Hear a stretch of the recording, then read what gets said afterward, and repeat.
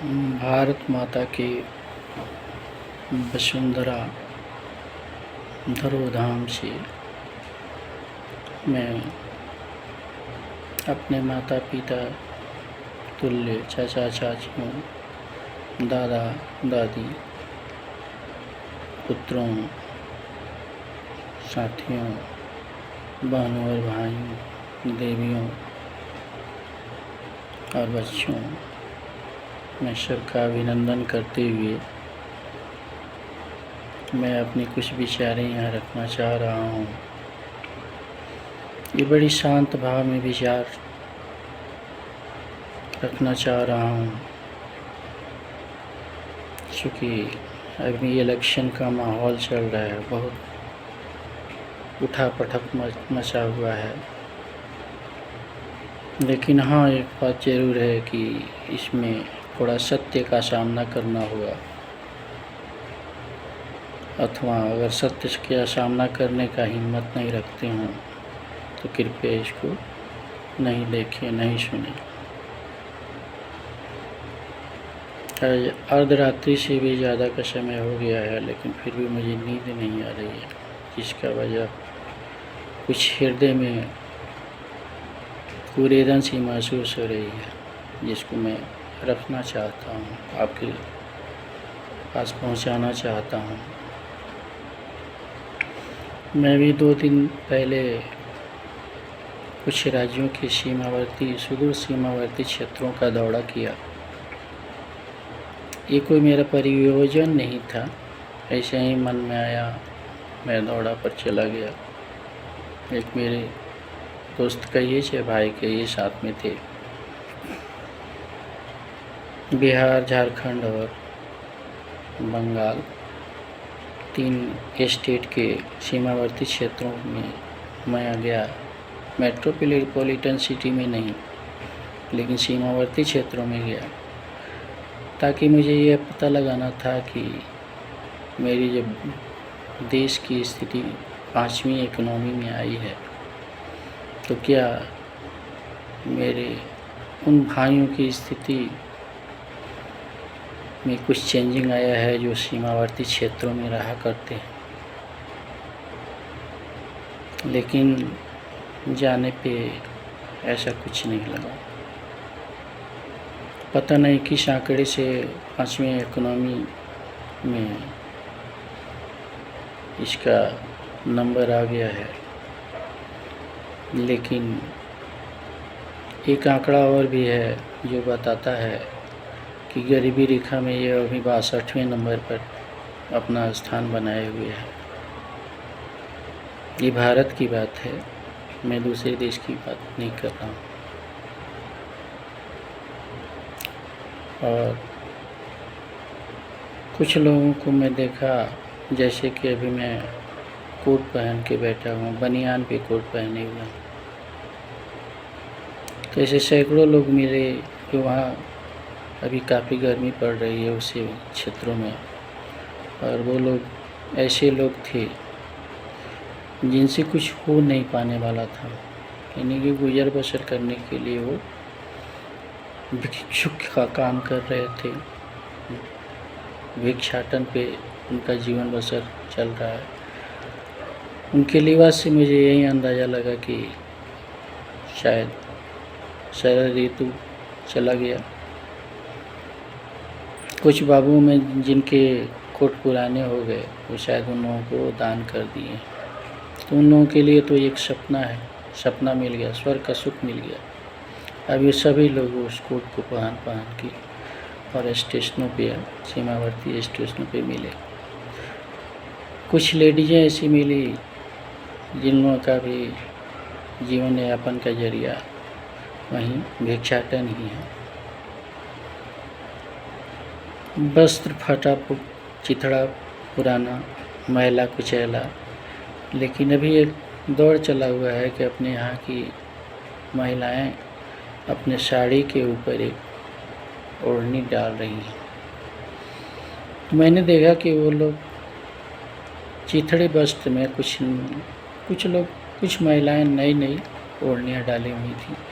तो शायद मैं यही अनुमान लगाया कि यूकोट वाली दशा है कि कुछ महिलाएं उन सब महिलाओं की दया के पात्र बन के दान कर दी होंगी। 5वीं इकनॉमी की यह हाल है। 5वीं इकनॉमी कही जा रही है और इसका गरीबी रेखा का स्तर जो है 62वें नंबर पर है। पता नहीं कैसे 5वीं रेखा की इकनॉमी 5वीं इकनॉमी हिंदुस्तान बन चुका। शायद वैसे ही है कि 5 स्टार दिखाने के लिए कंपनियां जो है बहुत डोनेट किया करती हैं। IFM का खर्चा तो ज़्यादातर अमेरिका ही चलाया करता है और ये आंकड़ा जो है IFM का ही है। तो शायद हमको उम्मीद यही लगता है कि अभी यहाँ लगभग आबादी के 30 से 32% या जनसंख्या गरीबी की रेखा के स्तर के नीचे ही जीवन यापन कर रहा है। उन लोगों को शायद इस इकनॉमी में ओमिट कर दिया गया है, यानी कि नहीं बताया गया है, या दूसरा भी कई का उपाय ढूंढा गया होगा इसको सामने लाने के लिए। ये चूँकि हमारे देश की बात नहीं है, ये बाहर की बात है, हम बहुत कुछ इस पर नहीं समझा सक पाएंगे।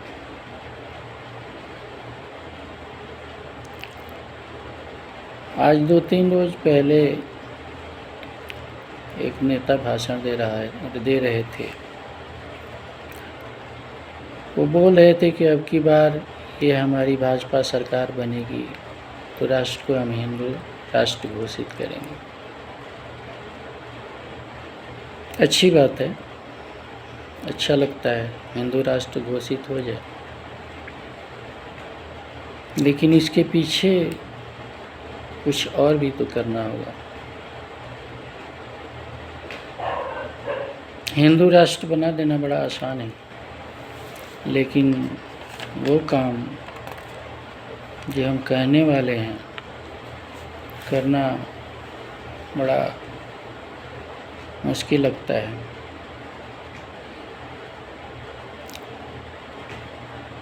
हिंदू राष्ट्र बनाने के लिए सिर्फ हिंदू राष्ट्र ही नहीं बनाया जा सकता। अभी यहाँ से बीफ की सप्लाई जो है 20% बढ़ गई है। यहाँ जितनी मात्रा में बीफ सप्लाई होती थी उससे कहीं 20% और सप्लाइयाँ बढ़ी है।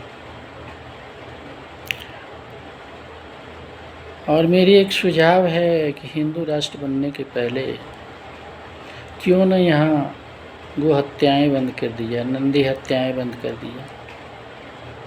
बड़ी अच्छा रहेगा कि गो हत्याएँ बंद हो जाए, नंदी हत्याएँ बंद हो जाए। न रहेगी बांस न बाजेगी बांसुरी, क्योंकि यही एक खाई है जो कि दो धर्मों की को बहुत दूर दूर करके रखा हुआ है।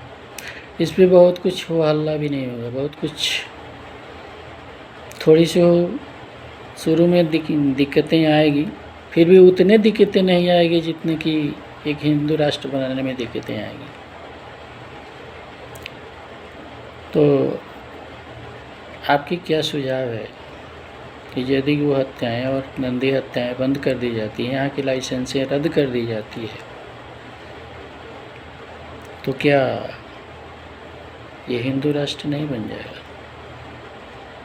बगैर का है चाहे बगैर कोई परेशानी का ये हिंदू राष्ट्र बन जाएगा, लेकिन ऐसा कोई करेगा नहीं, हम जानते हैं, क्योंकि ये वोटबाजी का मसला है, वोटबाज लोग हैं, ऐसा उन लोगों को पसंद नहीं आएगा। एक आंकड़ा है कि अभी हिंदुस्तान से जो बीफ का सप्लाई होता है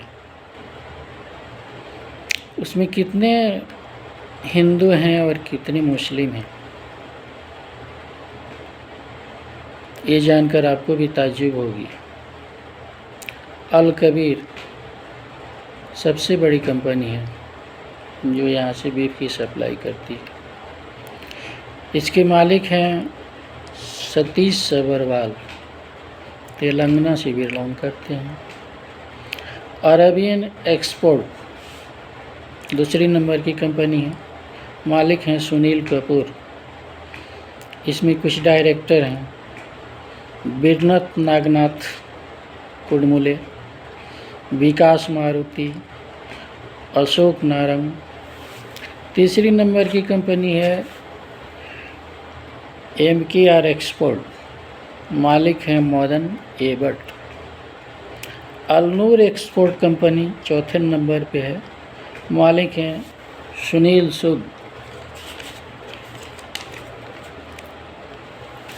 पाँचवें नंबर पर कंपनी है EOB एक्सपोर्ट, मालिक हैं OP अरोड़ा। बताइए, हिंदू राष्ट्र और बीफ की सप्लायर कौन? तो हिंदू। उन लोगों का कुछ अपना तर्क भी है, वो लोग तर्क भी दिए हैं कि व्यवसाय में धर्म का कोई मतलब नहीं होता। भाई हिंदू हैं और बीफ की सप्लाई करते हैं, वहाँ धर्म का कोई मतलब नहीं है। लेकिन हम हिंदूवादी विचारधारा के हैं। भारत से बीफ की सप्लाई सबसे ज़्यादा विश्व स्तर पे सबसे ज़्यादा होती है। ये हम नहीं कह रहे हैं, ये डाटा कह रहा है। ये है हमारी हिंदू राष्ट्र की धारणा है और इसका रेशियो दिन प्रतिदिन बढ़ता आया है। पहले से अभी तक रेशियो घटा नहीं है, इधर 20% बढ़ा हुआ है। ये है हिंदू राष्ट्र की धारणा। अगर मान लिया जाए कि बीफ की सप्लाई चाहे बीफ की लाइसेंस रद्द कर दी जाए पूरे हिंदुस्तान से, तो हमारा एक कैसा समुन्नत देश होगा जो कि फिर से सोने की चिड़िया कहलाने लगेगा। थोड़ा सा ऑब्जेक्शन आएगा इसमें, लेकिन उतना नहीं होगा जितना कि होना चाहिए। क्योंकि यहाँ के मुस्लिम जितने भाई हैं, अभी CAA लागू हो गया है। पाकिस्तान भी बोल दिया है कि जिन मुस्लिम धर्म के मानने वाले भारत में जो लोग हैं, अगर वहाँ कठिनाई है तो वो लोग पाकिस्तान आ सकते हैं। लेकिन नहीं, यहाँ से कोई जाने को तैयार नहीं। सभी लोगों को देश से प्रेम है, वो जा सकते थे लेकिन नहीं जाएंगे। इसके CAA लागू होने पर एक आंकड़ा आया है विश्व स्तर पे, तकरीबन 29 मिलियन लोग अनेक देशों में हिंदुस्तान के रहते हैं। 25 लाख लोग हर साल, हर महीना, साल नहीं हर महीना विदेश प्रवास पे जाते हैं, जो कि एक बहुत बड़ी संख्या है। विश्व में सबसे पहला स्थान प्रवास में भारत का ही है। वो लोग भी अपना अपना स्टेटमेंट दे चुका है। कुछ लोग दे दिए हैं, कुछ लोग देने वाले हैं, कुछ लोग खोज खबर ले रहे हैं। यहाँ तक कि अमेरिका ने बहुत भद्दा साइज पे निशान खड़ा कर दिया है। बताइए, ऐसे ही एक तो इस देश की आबादी प्रथम स्थान पे है और 29 मिलियन लोग अगर वापस आ जाते हैं, सारे देश से निकाल दिए जाते हैं और कुछ इधर CAA के तहत नागरिकताएं बढ़ेंगी, बताइए इस देश की स्थिति क्या होगी। यहाँ तो बेरोजगारी ऐसे ही राक्षस रूपी मुँह बा के खड़ा है। 2 करोड़ प्रति वर्ष रोजगार देने वाली सरकार 2 लाख भी प्रति वर्ष रोजगार नहीं दे पाई। ये इतना बड़ा लांग लपेट झूठ सरकार हमने कभी नहीं देखा। लांग लपेट झूठ की बात ये है कि इतना झूठ बोल दो, इतना बड़ा झूठ बोल दो कि सत्य को खड़ा होने का हिम्मत ही न रह जाए। अभी यही दौर चल रहा है।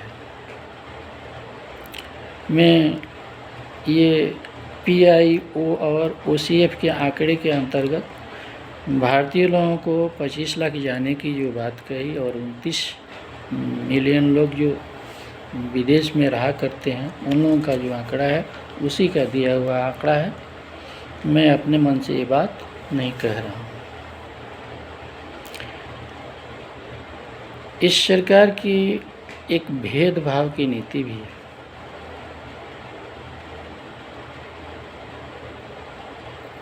दूसरे राज्य से इस सरकार को कोई मतलब नहीं है। हमें एक बहुत बड़ी उम्मीद थी कि योजनाएं परियोजनाएं का उद्घाटन शिलान्यास सब कुछ हो रहा है। कुछ हमें भी मिलेगी इस साल, हमारे राज्य को भी मिलेगी।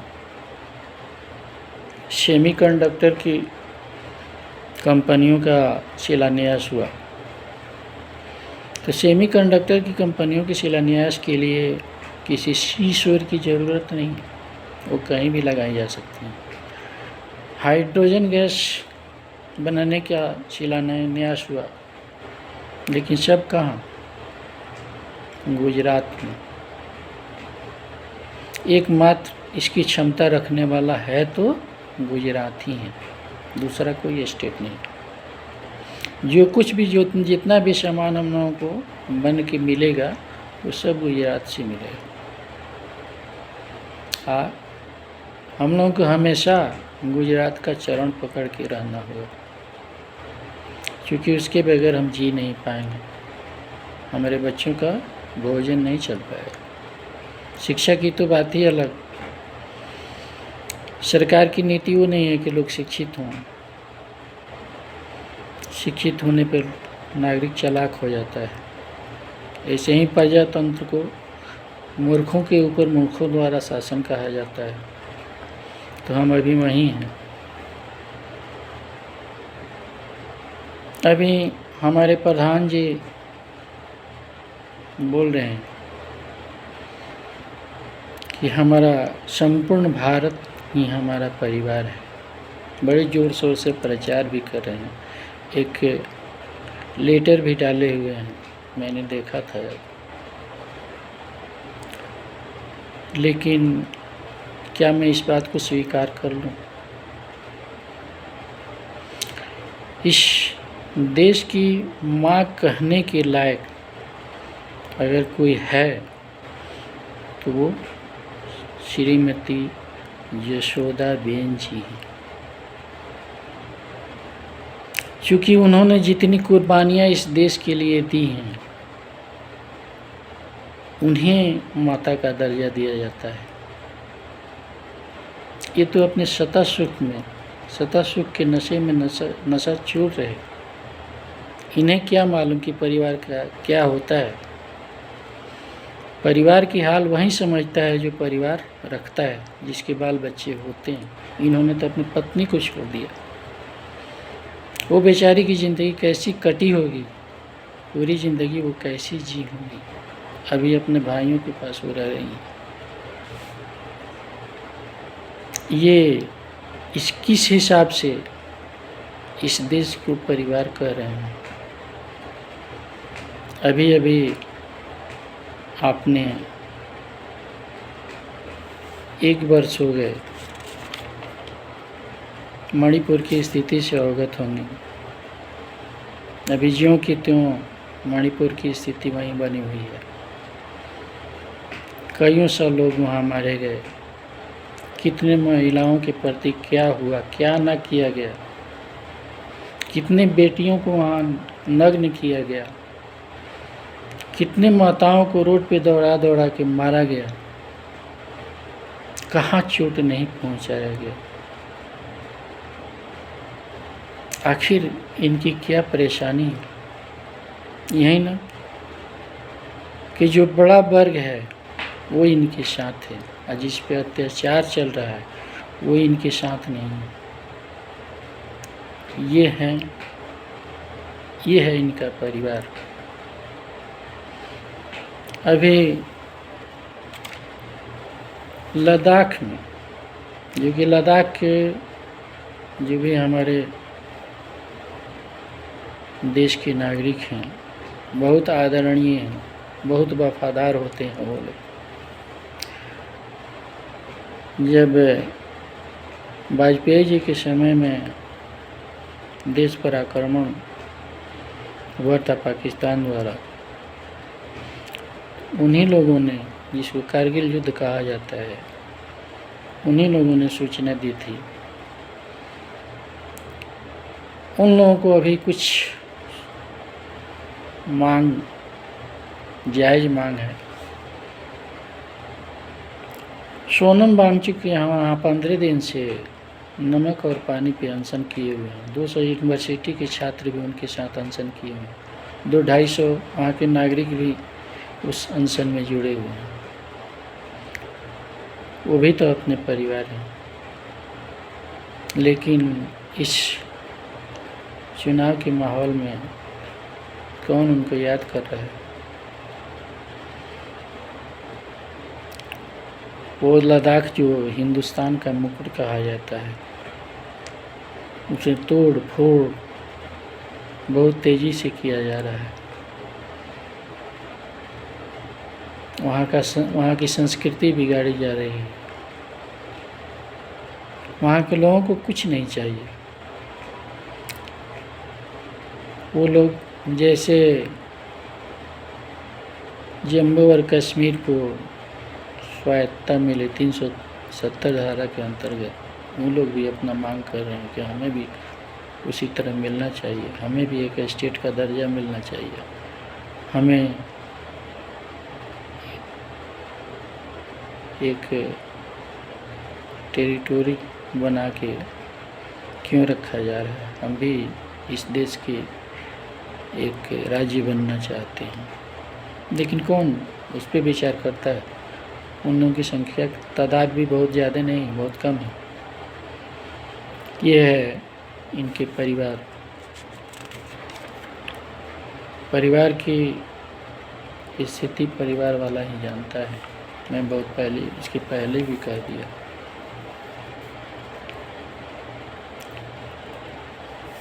भारत की बेटियों, माताओं और बहनों को नाम लेकर ये कलंकित करते हैं, क्योंकि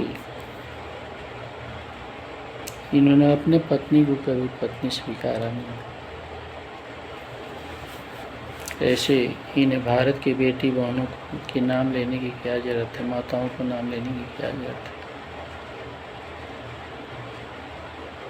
देश के चौथे राष्ट्रपति बीबी गिल, उनके 14 संतान थे, लेकिन क्या उन्होंने अपने परिवार का पालन पोषण नहीं किया, अपने परिवार का देखभाल नहीं किया? वो परिवार उनका संतान नहीं था। और देश के राष्ट्रपति थे। उस समय राष्ट्रपति का पावर बहुत ज़्यादा हुआ करता था, लेकिन वो कभी इस देश को, पूरी जनता को अपना परिवार नहीं बोले, क्योंकि परिवार की परिभाषा क्या होती है वो जानते थे। परिवार की परिभाषा परिवार वाला ही जानता है। अगर परिवार की ये परिभाषा जानते होते तो इतने बच्चे बेरोजगार नहीं होते, सारे बच्चे आज रोड पे पढ़ लेके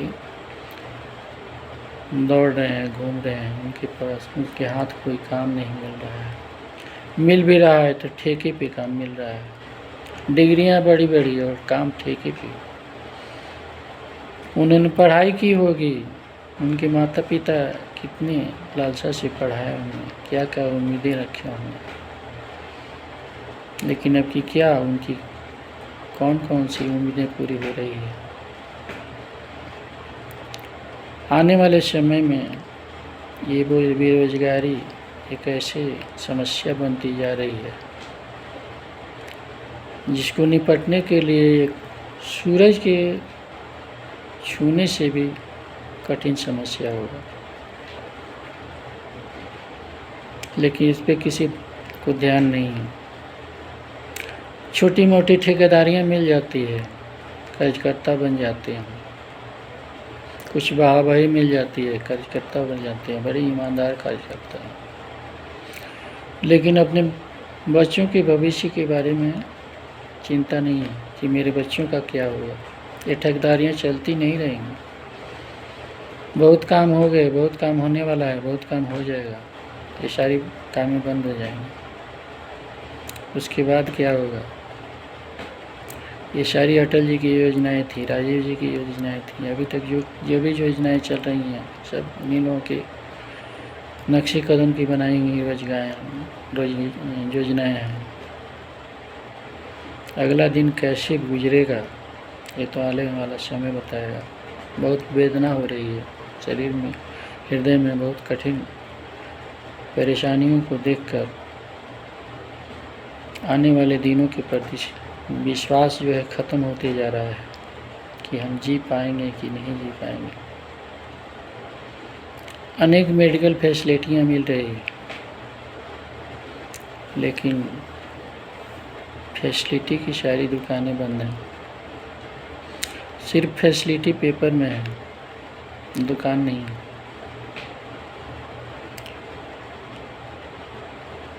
अब आते हैं कुछ मौखिक बातों पे। बहुत से लोग इतिहास की बात करते हैं और बोल देते हैं कि भूतपूर्व प्रधानमंत्री जवाहरलाल नेहरू के कपड़े की पेरिस दुलाना जाया करता था। लेकिन ये भी सोचना चाहिए, ये भी देखने वाली बात है कि 10 वर्ष में हमारे देश के प्रधान क्या एक लिबास को दोबारा यूज किए हैं क्या? जहाँ भी गए, जैसे भी गए, जहाँ का जैसा ड्रेस वैसा इनका भेष। जिस देश में गए वहाँ जहाँ का ड्रेस उसी वहीं की ड्रेस में गए। अपने देश में भी जिस मंदिर की कलाकृति की जो मंदिर है उसी कलाकृति के इनके वस्त्र भी होते हैं। कभी त्रिशूल धारण करते हैं, कभी बांसुरी धारण करते हैं, कभी 14 डुबकियाँ लगाते हैं, कभी पहाड़ में बैठ के भगवा चद्दर ओढ़ के तस्वीर पोस्ट कराते हैं। अभी सारा कुछ, सारी दुकानें इनकी है, जो भी चल रही है इनकी है। ये गरीब के बेटे हैं, चाय बेचने वाले के बेटे हैं, बेचारे चाय बेचते थे। 10 करोड़ रुपये प्रति दिन इनके ऊपर खर्च होता है। 51 महीना में 2021 करोड़ रुपये इनके ऊपर खर्च है। ये बेचारे गरीब हैं, गरीब के बेटे हैं। रहने सहने का स्तर इनका बड़ा नहीं है। बेचारे तनख्वाह भी नहीं लेते हैं, इतने देश के प्रति समर्पित हैं कि तनख्वाह नहीं लेते हैं। चंदा पार्टी के नाम पे चंदा भी इन्होंने 2000 दिया है। इनके पास पैसे नहीं हैं, सच्ची बात है। सोचते जाइए, सुनते जाइए। अभी चुनावी माहौल है, इस समय बहुत कुछ कहना भी ठीक नहीं लग रहा है। अभी हमारे देश के 30% ऐसी जनताएं हैं, बोलते हैं कि बहुत आवास बनवा दिए, बहुत इंदिरा आवास बनवा दिए, लेकिन 30% ऐसी जनताएं हैं जिनका 2 वैद्यों का पॉलिथीन ही इनका सारा वितान है। उसी पॉलिथीन में वो जन्म लेते हैं, उसी पॉलिथीन में वो मर जाते हैं। अभी 30% उसी तरह की जनता है जो सीमावर्ती क्षेत्र में रहा करते हैं। ये क्या कभी मेट्रो सिटी के अलावा क्या उन प्रदेशों का दौरा किए हैं? क्या कभी सीमावर्ती क्षेत्रों में गए हैं? इनको हवाई जहाज से फुर्सत ही कहाँ है। हवाई जहाज की यात्रा से इनको क्या देखने को मिलेगा?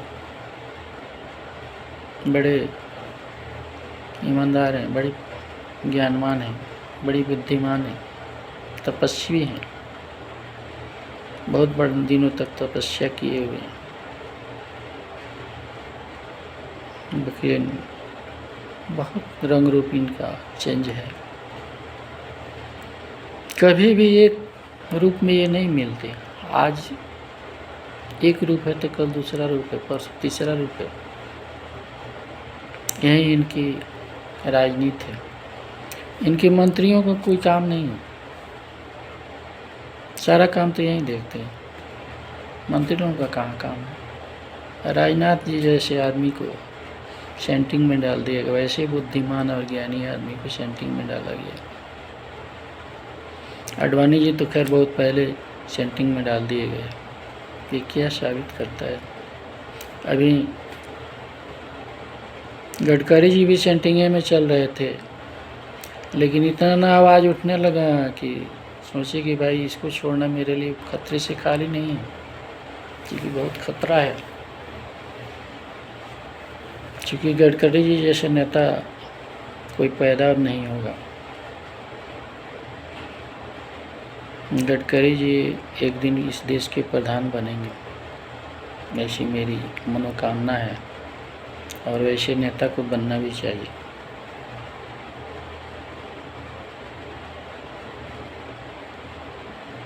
हम सोचते हैं कभी कभी कि क्या बनाने आए हैं, क्या बनाने आए थे, क्या बना बैठे। हमसे तो अच्छे कबूतर हैं जो कभी मंदिर पे जा बैठे तो कभी मस्जिद पे जा बैठे। लेकिन हम एक इंसान हो के क्या हैं, इंसान की कदर नहीं करते और धर्म बांट के अपना वोट बाजी कर रहे हैं। धर्म के आधार पर वोट, धर्म के आधार पर पूजा, धर्म के आधार पर मंदिर। बताइए, हम भी मंदिर जाते हैं, ऐसी बात नहीं है कि मंदिर नहीं जाते हैं। बहुत से लोग जानते भी हैं कि हमारे दरवाजे पे मंदिर है। मैं उस मंदिर को बनवाने में अग्रणी भूमिका निभाया था, लेकिन आज तक कभी मैं मंदिर में नहीं गया, क्योंकि मंदिर जो है किसके लिए है वो एक अलग कैटेगरी है। मंदिर हमें नहीं चाहिए। जो ज्ञानी हैं, बुद्धिजीवी हैं, आध्यात्मिक हैं और हर तरह से अपने ज्ञान को पसार चुके हैं, वो खुद जानते हैं कि मंदिर कहाँ है। मंदिर तो अपने ही मंदिर में मंदिर है। वैसा मंदिर जहाँ भव्य मंदिर बना, यहाँ का भी भव्य मंदिर बना हुआ है, हम जाके देखें, वहाँ बहुत कुकर्म होता है और कुकर्म का अड्डा है। जितने भी अप्रवासी आते हैं, जिसको पर्यटक कहा जाता है, वो लोग उसका मजाक उड़ाते हैं और वहाँ क्या क्या नहीं कर जाते हैं। लेकिन आदमी देख के क्या कर सकता है? क्या उस मंदिर में भगवान होंगे? जहाँ अनेक तरह की बुराइयां हो रही है, क्या उस मंदिर में भगवान बैठे हैं?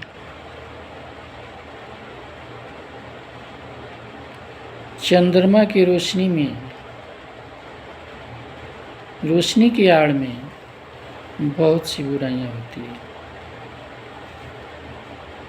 उसी तरह मंदिर का हाल है, मंदिर की आड़ में बहुत सी बुराइयां होती है। मंदिर तो अपने ही मंदिर में मंदिर है, उस मंदिर में खोजिए ना, उसी में भगवान है। लेकिन ये खोजने वाले कौन होंगे? ज्ञानी होंगे, विवेकी होंगे। हिंदू हिंदू हिंदू लोग खिलाते हैं, लेकिन कितने लोग हैं हिंदुस्तान में, कितने हिंदू हैं जो गायत्री मंत्र जानते हों, माँ देवी का बीज मंत्र जानते हों, भगवान शंकर का महामृत्युंजय मंत्र जानते हों? कोई नहीं जानता, सिर्फ यही जानता है जय श्री राम, जय श्री राम, जय श्री राम, बस इसके सिवा कुछ नहीं। उसको भी अगर सुबह सुबह आपके दरवाजे पर आकर कोई कह दे कि राम नाम सत्य है, राम नाम सत्य है, राम नाम सत्य है, तो लोग लाठी लेकर तो मारने दौड़ते हैं। क्या वो गलत बोल रहा है? कोई बच्चा अगर बोल रहा है तो क्या वो गलत बोल रहा है? भाई राम नाम सत्य से इतनी घृणा है, और जय श्री राम, जय श्री राम, जय श्री राम, वही ध्वनि प्रवर्धक यंत्र में चिल्लाते हैं। क्या ये अच्छी बात है?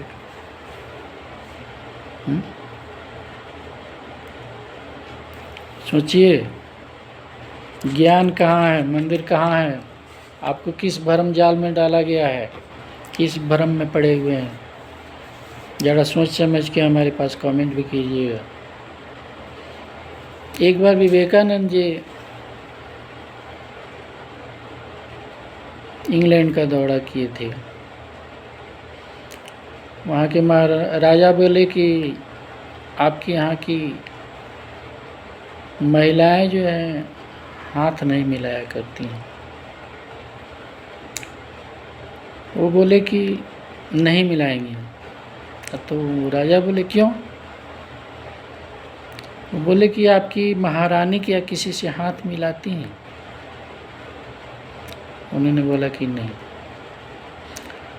उन्होंने जवाब दिया कि हमारे देश की सारी महिलाएं रानियां हैं, वो किसी से हाथ नहीं मिलाएंगी। लेकिन इनको देखिए कितने गर्मजोशी से हाथ मिलाते हैं। जब जाते हैं किसी शासनाध्यक्ष, चाहे महिला हो चाहे पुरुष हो, अगर दोनों साथ में होते हैं तो दोनों से कितने गर्मजोशी में हाथ मिलाते हैं। वो सब अपने यहाँ हिंदुस्तान में आता है तो जोड़े में आता है, पति पत्नी दोनों आता है। लेकिन इनकी कौन सी कमी है भाई? इनमें क्या कमी है? ऋषि महर्षि भी शादी से वंचित नहीं रहे हैं, वो भी इस सृष्टि में योगदान दिए हैं और अपने को बहुत बड़ा महात्मा समझते हैं। महात्माओं का गुण है, एक यही महात्मा पैदा हुए हैं। ये सब झूठी बयानबाजी है, सिर्फ वोट के लिए अपने को दिखाते हैं कि मैं बहुत बड़ा त्यागी हूँ। लेकिन त्यागी का ये थोड़े हैं, ये तो ढकोसलेबाज हैं। ये सत्ता के नशा में चूर हैं, 25 साल से सत्ता में हैं। सत्ता का नशा ऐसा होता है कि बहुत कुछ बुलवा देता है। सब कुछ खोल के बताना बहुत उचित नहीं है। बेचारे गरीब हैं, 10 करोड़ प्रतिदिन उनके ऊपर खर्च होता है। जिस जहाज़ पे चढ़ते हैं, अमेरिकन राष्ट्रपति जिस जहाज़ पे चढ़ता है उस शैली के जहाज़ पे चढ़ते हैं। A to Z इनके रक्षक हैं। भाई आप इतने सत्यवादी हैं, इतने धर्मवादी हैं, इतने ज्ञानवान हैं, तो इतने बड़े सुरक्षा की क्या ज़रूरत है? आपको इस सुरक्षा की क्या ज़रूरत है? आपको तो आम पब्लिक की तरह घूम घूम के मिलना चाहिए। लेकिन हिम्मत है, बोलते थे कि 56 इंच का सीना है, वो कहाँ गया सीना? हैं? वो तो 32 इंच में नहीं है। 32 इंच वाला भी कहाँ कहाँ चला जाता है। ये 56 वाले हैं। अब एक ही 56 वाले हैं कि 56 सीना वाले हैं, पता नहीं चलता है। सारा जुगाड़ तो एक ही 56 से गिरा हुआ है। बातें थोड़ा कड़वी है, लेकिन सच्चाई है। सच का सामना करना चाहिए और कमेंट भी करेंगे, लेकिन सोच समझ के कमेंट करेंगे। जो मैं बात बोल रहा हूँ उस बात को अपने तुला पर तौल के तब कमेंट करेंगे।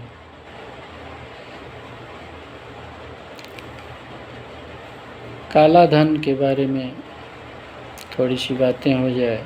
काला धन आ गया, काला धन विदेश में नहीं रहा, लेकिन काला धन क्या हुआ? उस काले धन में 15-15 लाख रुपया देने के लिए ये बोले थे कि प्रत्येक खाते पे 15-15 लाख रुपया जाएगा। जीरो बैलेंस का खाता अथाह मामला में खुल गया। सारी गरीब जनताएं जो थी नाक भुभुन मुंह फोड़वा के खाता खुलवाई। खाता खोलने में क्या क्या न हुआ। हजार रुपया इनके कर्मचारी लेके खाता खोलते थे, लेकिन क्या उसमें 50,000 भी किसी को आया?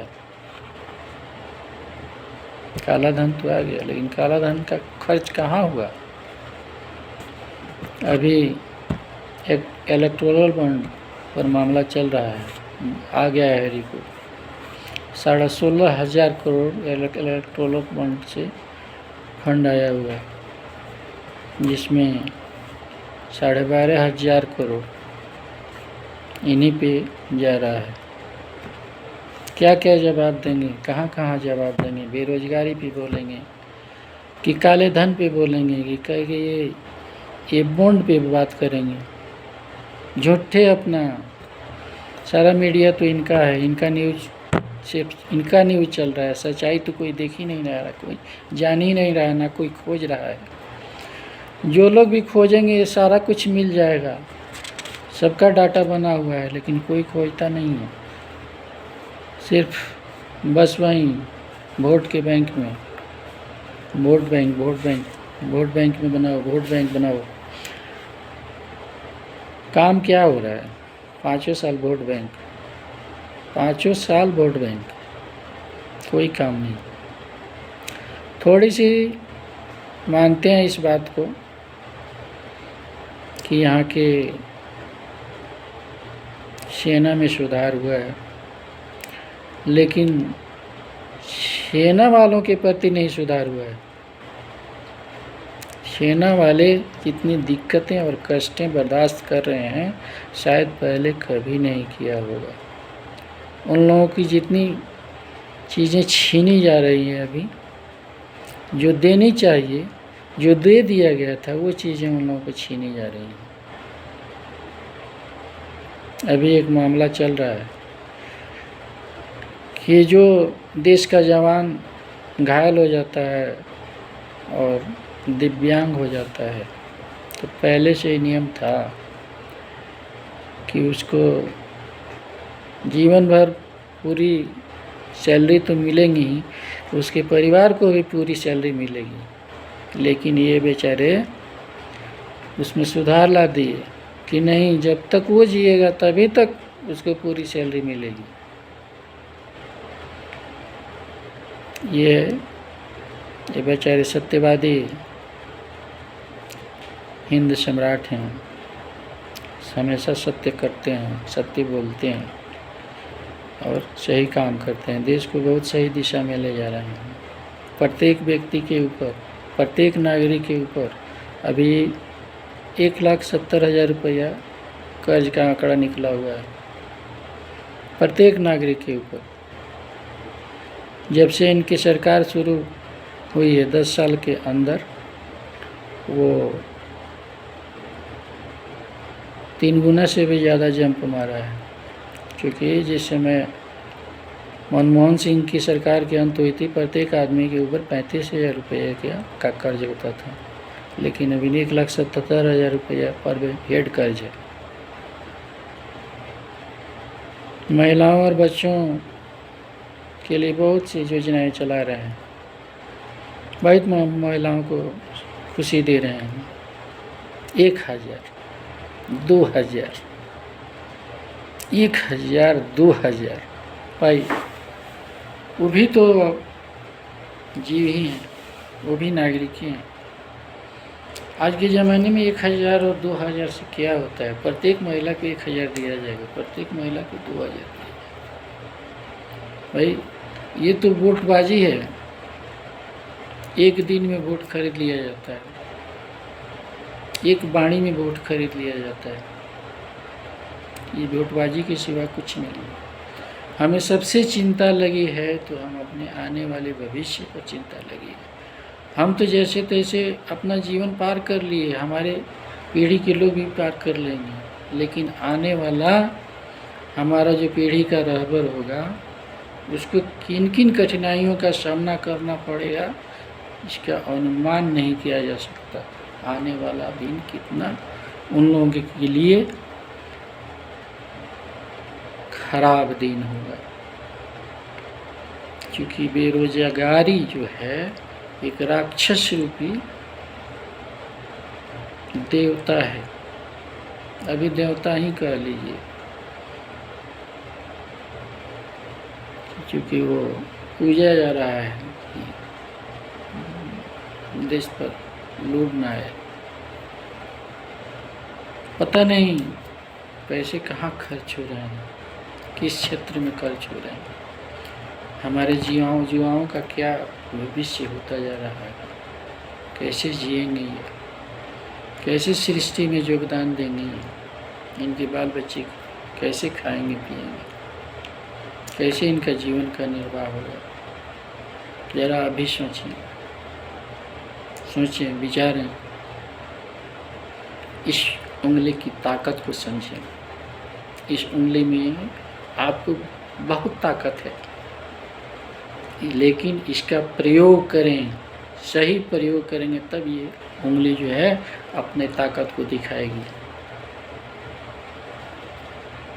आप पार्टी विशेष पे वोट न करें, मेरा सलाह है, आपसे मशवरा है, अनुरोध है कि पार्टी विशेष पे वोट ना करें, व्यक्ति विशेष पे वोट करें। जहाँ भी जो अच्छा चरित्रवान व्यक्ति मिले उसको वोट देने का काम करें। सरकार बन जाएगी, पार्टी से ही सरकार सिर्फ नहीं बनती है, सिर्फ लोग जाएंगे, अच्छे लोग जीत के जाएंगे, अच्छी सरकार का गठन होगी और अच्छा देश चलेगा, देश का भविष्य उज्जवल होगा। इस गुंडे बदमाशों झूठों लंबे लपाड़ों से कहीं अलग हट के वो सरकार होगी, क्योंकि बहुत विद्वान जो है हमारे घर की सीमाओं में बंद हैं और बाहर निकलना नहीं चाहते हैं, क्योंकि उनकी प्रतिष्ठा नहीं रह पाएगी। जब मौका दिया जाएगा तो निकलेंगे। इसलिए हम फिर दोबारा कहते हैं कि उंगली की ताकत को समझें और तब इसका इस्तेमाल करें। बस, जय हिंद, नमस्कार।